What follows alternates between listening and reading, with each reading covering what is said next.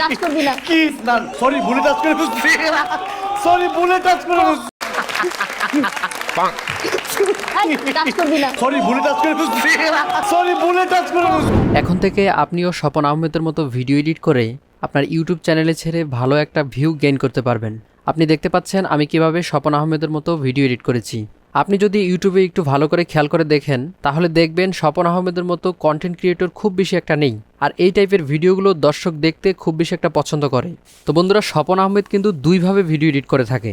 একটা হচ্ছে নায়ক এবং নায়িকার মধ্যে থেকে নায়ককে সরিয়ে সেই জায়গায় স্বপন আহমেদ নিজে গ্রিন স্ক্রিনের মাধ্যমে অ্যাক্টিং করে এডিট করে, আর আরেকটা হচ্ছে নায়িকাকে সেই জায়গা থেকে কাট করে নিয়ে এসে আলাদা একটা ব্যাকগ্রাউন্ড লাগিয়ে সেভাবে এডিট করে। তো আজকের ভিডিওতে আমি দেখাবো আলাদা ব্যাকগ্রাউন্ড ব্যবহার করেই শুধুমাত্র নায়িকাকে ভিডিও ক্লিপ থেকে কাট করে নিয়ে এসে কিভাবে এডিট করে সেটা দেখাবো, এবং অন্য কোনো সময় অন্য কোনো ভিডিওতে কন্টেন্ট অ্যাওয়ার ফিল ব্যবহার করে মুভি থেকে নায়ককে সরিয়ে সেই জায়গায় গ্রিন স্ক্রিনের মাধ্যমে কিভাবে এডিট করে সেটা দেখাবো। তো চলুন কিভাবে স্বপন আহমেদ তার ভিডিওগুলোকে এডিট করে আজকের ভিডিওতে আমি সেটা নিয়ে আলোচনা করব। স্বপন আহমেদের মতো ভিডিও এডিট করতে হলে সর্বপ্রথম আপনাকে গ্রিন স্ক্রিনের মাধ্যমে স্বপন আহমেদের মতো অ্যাক্টিং করে নিতে হবে। তারপর আপনি যেই ফুটেজটার মধ্যে আপনার গ্রিন স্ক্রিন রিমুভ করে আপনি বসাবেন সেই ফুটেজটা আপনাকে জোগাড় করে নিতে হবে। তো চলুন বাকিটা আমি আমার কম্পিউটার থেকে দেখাচ্ছি। আমরা মূলত এই কাজটি করব প্রিমিয়ার প্রোর ভিতরে, এবং পাশাপাশি আমরা আফটার ইফেক্ট ব্যবহার করব। তো এখান থেকে প্রথমে আমাদেরকে প্রিমিয়ার প্রো ওপেন করতে হবে। তো এখান থেকে প্রিমিয়ার প্রো এখানে নিউ প্রজেক্ট নিতে হবে, তারপর উপরে একটি প্রজেক্টের নাম দিয়ে দিতে হবে। আপনি আপনার মতো যে কোনো একটা নাম দিয়ে দিবেন। তারপর এখানে হচ্ছে প্রজেক্টটি আপনি কোথায় সেভ করতে চান ওইটা সিলেক্ট করে দিবেন। তারপর এখানে ক্রিয়েটে ক্লিক করবেন। প্রিমিয়ার প্রোতে কাজ করতে হলে আপনাকে একটা সিকোয়েন্স তৈরি করতে হবে। তো সিকোয়েন্স নেওয়ার জন্য এখানে রাইট ক্লিক করবেন, তারপর সিকোয়েন্স, তারপর এখান থেকে আপনার সিকোয়েন্স সেটিং ঠিক করে নেবেন। তো ARRI এখানে ক্লিক করবেন, তীর চিহ্নতে ক্লিক করব, 5 রাখছি, তারপর সেটিং, তারপর নিচে ওকে বাটনে ক্লিক করবেন। তো আমাদের সিকোয়েন্স ক্রিয়েট করার শেষ। তো এখন এখানে আমাদের ফুটেজগুলোকে আমাদের নিয়ে আসতে হবে।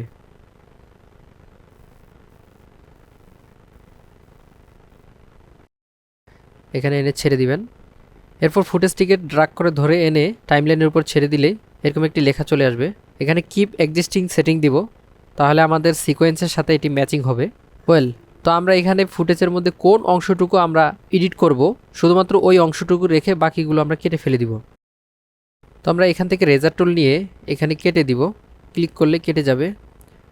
তারপর সিলেকশন টুল নিয়ে এটাকে সিলেক্ট করে ডিলেটে পেস্ট করলে এটি ডিলিট হয়ে যাবে। এরপর এটাকে টেনে ধরে আপনি নিয়ে আসতে পারবেন, অথবা রাইট ক্লিক করে রিপল ডিলিট করলে হয়ে যাবে। এরপর আমরা পিছনের অংশটি কেটে ফেলে দিব।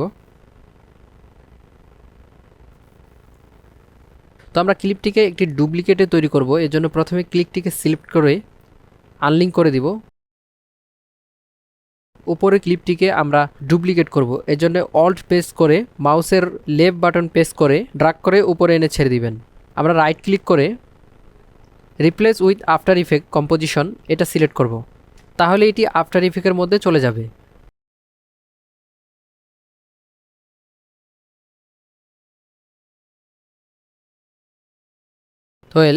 তো এখানে আফটার ইফেক্টের ফাইলটি সেভ করার জন্য বলতেছে। তো আমরা এখানে একটি নাম দিয়ে দিব, তারপর সেভ বাটনে ক্লিক করে সেভ করব। তো এই হচ্ছে ক্লিপটি যেটা আমাদের আফটার ইফেক্টে চলে এসেছে। এখন আফটার ইফেক্টে আমরা রোটো ব্রাশ টুল করেই এনাকে এখান থেকে আমরা কাট করে নিব, অর্থাৎ ইনাকে রেখে বাকি সব আমরা ডিলিট করে দিব। তো প্রথমত ভিডিও ফাইলটিকে ডবল ক্লিক করে লেয়ারে ওপেন করে নিব, তারপর উপর থেকে রোটো ব্রাশ টুল সিলেক্ট করব। এরপর কন্ট্রোল বাটন চিপে ধরে মাউসের লেফট বাটন চিপে ড্র করলে এটি ছোট বড় হবে। তারপর এখান থেকে আমরা সাবজেক্টটির উপর ড্রাগ করে সাবজেক্টটিকে সিলেক্ট করব। তো এখানে দেখতে পাচ্ছেন আমাকে বলতেছে যে আমার কম্পোজিশনের যে FPS সেটাকে 30 FPS করতে। তো এটা করার জন্য আমরা কম্পোজিশনের উপর ক্লিক করে তারপর এখান থেকে কম্পোজিশন সেটিং এটার উপর ক্লিক করব। এখানে দেখতে পাচ্ছেন ফ্রেম রেট 25 দেওয়া আছে, তো এটা আমরা 30 করে দিব। এরপরে রোটো ব্রাশ টুলের মাধ্যমে আমরা সাবজেক্টটিকে সিলেক্ট করব। আপনারা যত স্মুথলিভাবে সিলেক্ট করবেন ততই আপনার এডিটিং অনেক ভালো হবে। তো আপনারা সময় নিয়ে ধীরে ধীরে এটাকে সুন্দরভাবে সিলেক্ট করে নেবেন। তো বন্ধুরা অনেক সময় দেখা যায় এরকম সিলেকশন বাইরে চলে যায়, তখন কি করবেন, এজন্য আপনি কিবোর্ডের অল প্রেস করে ধরে তারপর এখান থেকে সিলেক্ট করবেন, তাহলে এটি ঠিক হয়ে যাবে।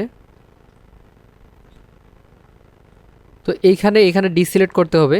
তো এটা করার জন্য মাউসের অল বাটন চেপে ধরে সিলেক্ট করবেন, তাহলে এটি ডিসিলেক্ট হয়ে যাবে।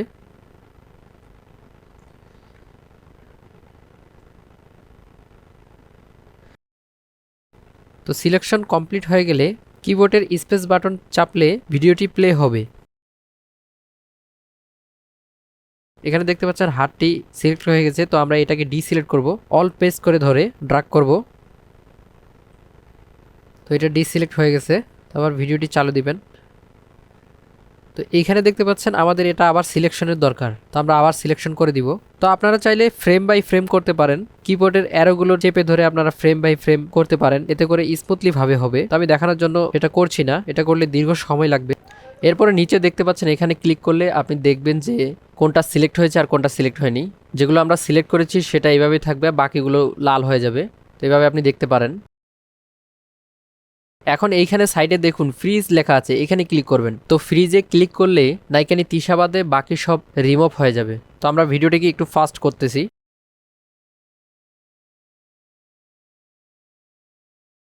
তো আমাদের ফ্রিজিং কমপ্লিট হয়ে গেছে। এখানে কম্পোজিশনে ক্লিক করে এখানে প্রিভিউটা দেখতে পাবেন।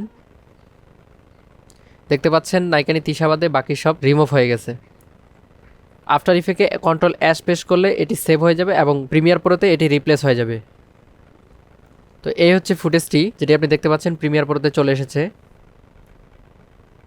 তো এখন নিচের ফুটেজটিকে আমরা এখান থেকে সরিয়ে দিব, অথবা চাইলে ডিলিটও করে দিতে পারি। তো উপরে ফুটেজটির সাথে এখন আমরা কাজ করব। তো এখান থেকে আমরা আমাদের এডিটিং ফাইলটি নিয়ে নিব, যেটা আমরা গ্রিন স্ক্রিনের মধ্যে করেছি। তো গ্রিন স্ক্রিনের এখান থেকে আমরা মূল অংশটি নিয়ে নিব, ইন এবং আউট করে।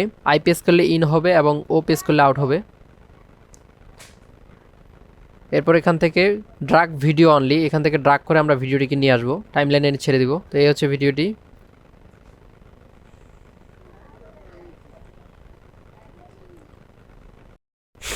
তো এখন আমরা এই ফুটেজটিকে চারপাশ কেটে ফেলে দিব আগে, এই জন্য আমরা মাস্ক করব।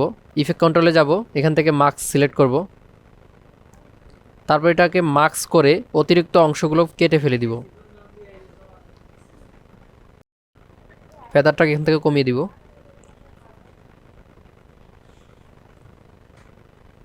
তারপরে এখান থেকে লুমেট্রিক কালারে যাব, যদি খুঁজে না পান তাহলে উইন্ডোজে গিয়ে এখান থেকে লুমেট্রিক কালার এটাকে ইনেবল করে দিবেন।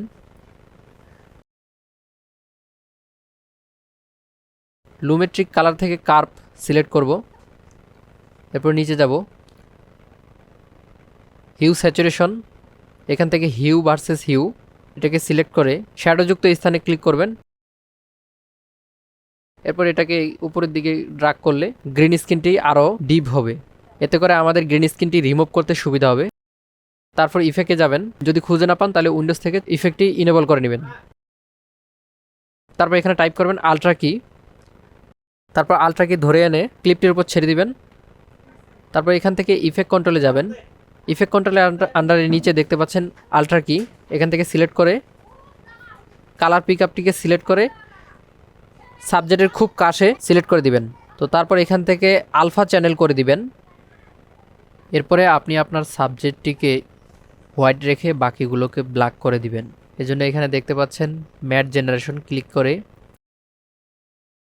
প্যাডেস্টাল এটাকে বাড়াবেন বা কমাবেন, যেভাবে করলে আপনার সাবজেক্টটি পরিপূর্ণভাবে গ্রিন স্ক্রিন রিমুভ হবে।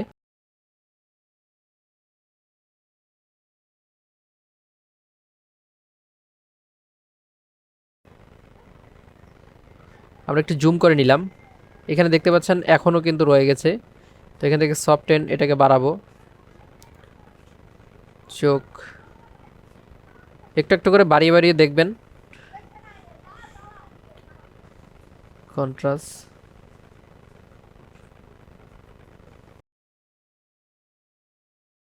ওয়েল, দেখতে পাচ্ছেন আমাদের মোটামুটি হয়ে গেছে। তারপর এটাতে আলফা থেকে এটাকে কম্পোজিশন করে দিবেন, ফিট করে দিলাম। তো এই ছিল আগে, এটা হচ্ছে পরে। তো আমাদের গ্রিন স্ক্রিন রিমুভ করা হয়ে গেছে।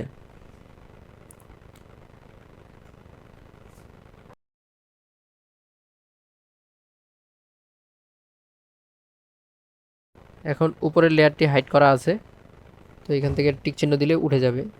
ব্যাস, এখন দুটি লেয়ারকে সিলেক্ট করে উপরে ড্রাগ করে ছেড়ে দিবেন, তাহলে নিচে ফাঁকা হলো, অর্থাৎ এখানে আমরা ব্যাকগ্রাউন্ড দিব। তারপর এখান থেকে আমরা একটি সোফাযুক্ত ব্যাকগ্রাউন্ড নিয়ে আসব। এই হচ্ছে ব্যাকগ্রাউন্ডটি, ড্রাগ করে টেনে এনে টাইমলাইনে ছেড়ে দিবেন। তো ব্যাকগ্রাউন্ডটি দেখতে পাচ্ছেন অনেকটা ছোট, তো এটাকে আমাদেরকে এটার সাথে ফিট করতে হবে, অর্থাৎ আমাদেরকে স্কেল বাড়াতে হবে। ইফেক্ট কন্ট্রোলে যাবেন, যদি খুঁজে না পান উইন্ডোজে গিয়ে ইফেক্ট কন্ট্রোলে যাবেন। তারপর এখানে দেখতে পাচ্ছেন স্কেল, এটাকে বাড়াবেন। স্কেল বাড়িয়ে ব্যাকগ্রাউন্ডটিকে বড় ছোট করে নেবেন। তারপর পজিশন থেকে পজিশনগুলো ঠিক করে দিবেন। এখানে স্কেল এবং পজিশনের আন্ডারে আপনি সবগুলোকে কোথায় কোনটা রাখলে কেমন হবে ঠিক ওইভাবে সেট করে দিবেন।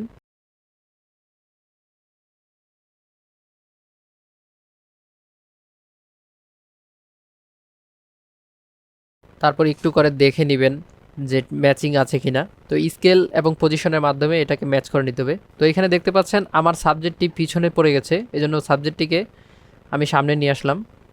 তো আমি মূলত এখানে ম্যাচ করব, অর্থাৎ যেন আমার সাবজেক্টটি ওইখানে টাচ করবে এবং তিশার অর্থাৎ সেখান থেকে সে রিয়াকশন করবে, অর্থাৎ টাইমের একটা ম্যাচিং করব। তো এগুলো আপনারা নিজেরাই করে নিতে পারবেন।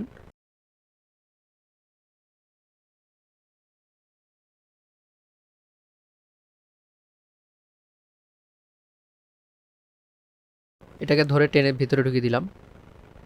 তো এক্সট্রা অংশগুলোকে কেটে রেজার টুল দিয়ে কেটে সিলেকশন করে ডিলিট করে দিবেন। তো এখানে দেখতে পাচ্ছেন ব্যাকগ্রাউন্ডটি নেই, তো ব্যাকগ্রাউন্ডটিকে টেনে এনে ছেড়ে দিবেন। তো পিছনের এক্সট্রা অংশটিকেও আমরা কেটে ফেলে দিব, সিলেক্ট করে ডিলিট করে দিব। তো এই হচ্ছে আমাদের মূল অংশ। তারপর এখান থেকে লুমিট্রিক কালারে যাবেন, অর্থাৎ আমি আমার সাবজেক্টটিকে একটু কালার কারেকশন করে নিব। তো এখান থেকে ব্লুটাকে একটু বাড়িয়ে দিলাম। তো আপনারা আপনাদের সাবজেক্টটিকে কালার কারেকশন করে নেবেন যেন দেখতে একই মনে হয়। তো আমি এখানে কালার কারেকশন আপনাদেরকে দেখাচ্ছি না, কারণ কালার কারেকশন কালার গ্রেডিং করতে আরও অনেক সময় লেগে যাবে। তারপর বাকি সবগুলো সিলেক্ট করে সব লেয়ার সিলেক্ট করে এখান থেকে নেক্সট করে দিবেন, তাহলে একটা ক্লিপে হয়ে যাবে। এরপর এই ক্লিপটাকে যদি আমরা স্কেল এবং পজিশন করি তাহলে পুরো ভিডিওটাই স্কেল এবং পজিশন হবে। তো আমরা স্কেল এবং পজিশন করে ভিডিওটাকে সঠিক জায়গায় রাখবো।